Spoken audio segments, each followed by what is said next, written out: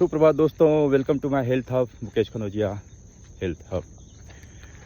एक सच बात कहूँ, ऐसा सुना है जो मुझे सच ही लगता है कि ज़िंदगी में हर संकट का दरिया पार होगा। ऊपर वाले पर विश्वास रखो, एक दिन तो चमत्कार होगा। एक छोटी स्टोरी है। एक सेठ जी रहते हैं, बहुत संपन्न रहते हैं, धन दौलत परिवार से काफ़ी संपन्न रहते हैं, उनका कारोबार बहुत अच्छा चलता रहता है। एक दिन शाम को घर आते हैं, घर वाले पूजा पाठ करते रहते हैं, वो थोड़े से नास्तिक टाइप के रहते हैं, तो पूजा पाठ में शामिल न होते हुए वो अपने कमरे में चले जाते हैं, एकांत में बैठते हैं और कुछ एनालिसिस करने लगते हैं कि आज का दिन कैसा रहा, बिजनेस में क्या लॉस रहा, क्या प्रॉफिट रहा, ये सारी चीज़ों की एनालिसिस करने लगते हैं। और करते करते उनको काफ़ी बेचैनी होने लगती है। बेचैनी इतनी कि वो परेशान हो जाते हैं। नौकर को बुलाते हैं, बोलते हैं कि डॉक्टर को बुलाइए, तो शहर के सबसे टॉप डॉक्टर को बुलाया जाता है। डॉक्टर आता है, सारे को चेक करता है, लेकिन उसको कुछ भी नहीं मिलता। बोलता है आप तो एकदम परफेक्ट हैं, ऑल राइट, कोई चीज़ की कमी नहीं है, तो एक काम करिए आप सो जाइए।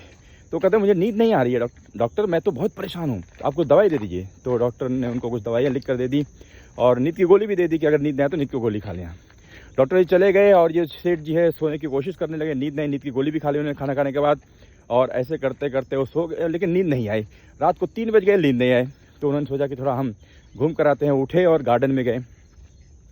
उस गार्डन में अपने जो आलिशान महल है उसके गार्डन में जाकर यहाँ वहाँ घूमने लगे। फिर भी उनको बेचैनी महसूस हो रही थी, तो उन्होंने चला थोड़ा घर से बाहर निकलते। तो अपने बंगले से थोड़ा बाहर निकल कर गए, दूर चलते गए और एक चबूतरे पर जाकर बैठ गए।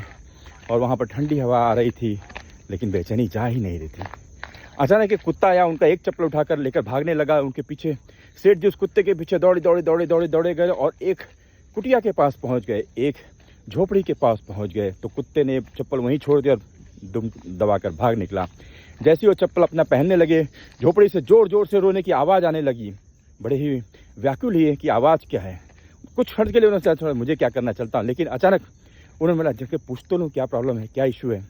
तो उन्होंने खिड़की से देखा कि एक महिला जोर से चिल्ला रही है, जोर से रो रही है, उसके बच्चे की तबीयत बहुत ख़राब है। तो वो दरवाज़ा खटखटाया उन्होंने कहा कि देवी जी माफ़ करना, मुझे गलत मत समझना, सुबह के 4 बजे मैं यहाँ से गुजर रहा था तो आपकी रोने की आवाज़ आई, तो मैंने सोचा कि पूछ लूँ क्या दिक्कत है। तो देवी ने कहा कि मेरा बेटा बहुत बीमार है और उसको पैसे की ज़रूरत है उसके खर्चे के लिए, लेकिन कोई पैसे देने के लिए रेडी नहीं है। तो उन्होंने कहा ऐसे कैसे, जहाँ आप काम करते हो वहाँ से पैसे मांगो। तो वो बोली कि मैं तो घर में झाड़ू पोछा लगाती हूँ, तो क्या उनसे पैसे मांगो। नहीं सेठ जी, किसी ने पैसे दिए नहीं। जब सेठ जी ने इतना सुना तो उनका मन व्याकुल हो गया। उन्होंने कहा तो तुम इतना क्या करें।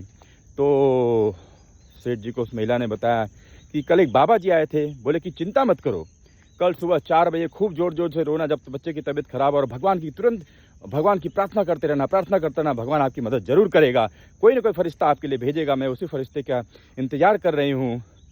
बात सेठ जी के समझ में आ गई। हालांकि वो नास्तिक थे, लेकिन बात तो उनकी समझ में आ गई। उन्होंने तुरंत एम्बुलेंस बुलाई, उसको इलाज के लिए भेजा और बुढ़िया को कहा कि कल से तुम मेरी फैक्ट्री में काम करने के लिए आ जाना, मेरे पास बहुत सारी फैक्ट्रियाँ हैं, कोई भी काम कर लेना, और मैं तुमको रहने के लिए क्वार्टर भी दे दूँगा, वहाँ पे आप रह लेना। ये सारी घटना हुई। फिर अचानक से सेठ जी सोचने लगे कि ये जो बाबा जी ने कहा था कि 4 बजे फरिश्ता आएगा, इसके दुख दूर करेगा, बिना किसी वजह, बिना किसी रोग के मुझे बेचैनी होना, अपने घर से इतने दूर निकल आना और निकल कर इस झोपड़ी के पास पहुंच जाना, ये सब क्या है। कहीं यही ऊपर वाले का चमत्कार तो नहीं। उस दिन से बात सेठ जी को समझ में आ गई कि केवल काम में निपुण होना तो अच्छी बात है, लेकिन उसके साथ ऊपर वाले पे विश्वास रखना किसी चीज़ से कम नहीं। ये स्टोरी बहुत सारी चीज़ें सिखाती है हम लोगों को। नंबर 1 कि विश्वास रखो, चमत्कार जरूर होगा। नंबर 2, काम के अलावा भगवान पर भी विश्वास रखना बहुत ज़रूरी है। Have a great day, keep watching.